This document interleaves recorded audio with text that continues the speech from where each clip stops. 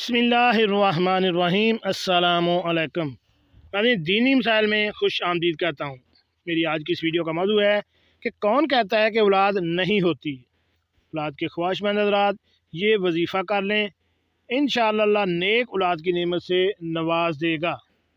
कौन सा वजीफ़ा है, इसको कैसे अदा करना है, उसके बारे में मैं आपको तफसील से बताता हूँ। तो शुरू करते हैं आज की वीडियो। नाज़रीन, कुरान मजीद में अल्लाह ताला ने हर बीमारी की शिफा रखी है और कुरान हक की किताब और सच्ची किताब है। इंसानी बीमारियों में से एक बीमारी बांझपन भी है।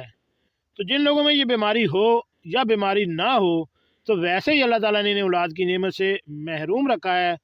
तो आप ये वजीफ़ा कीजिए। आप इस आयत को रोज़ाना 7 मरतबा अव्वल व आखिर दुरूद शरीफ के साथ पढ़िए और अल्लाह से दुआ कीजिए। इंशाअल्लाह जल्द ही अल्लाह पाक आपको औलाद नरीना अता फरमाएगा। और वो आयत ये है, रब्बि हबली मिनस सालिहीन। इसके बाद दूसरा अमल ये है, बस आपने इस अमल को लिख कर अपने पास रख लेना है।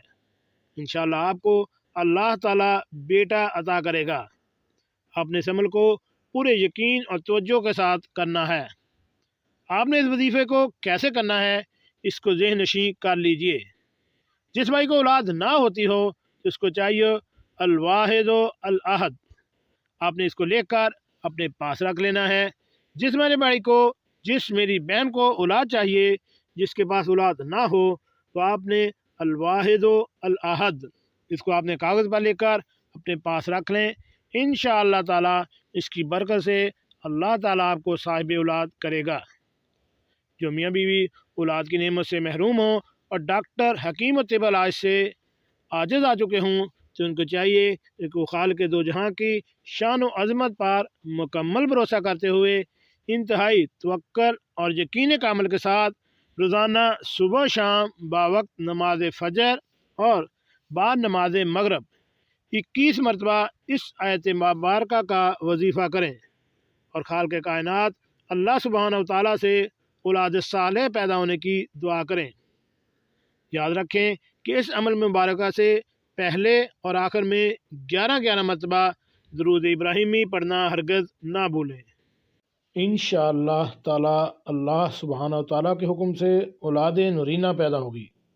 वो कुरानी अमल मुबारक ये है, जो कि कुरान हकीम के पारा नंबर 21 सूरत अस-सजदा की आयत नंबर 7 से 9 है।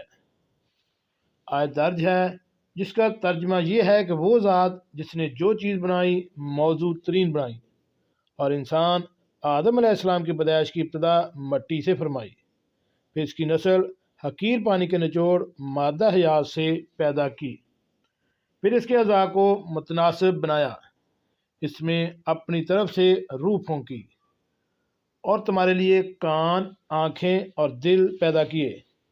इसके बावजूद तुम बहुत ही कम शुक्र अदा करते हो।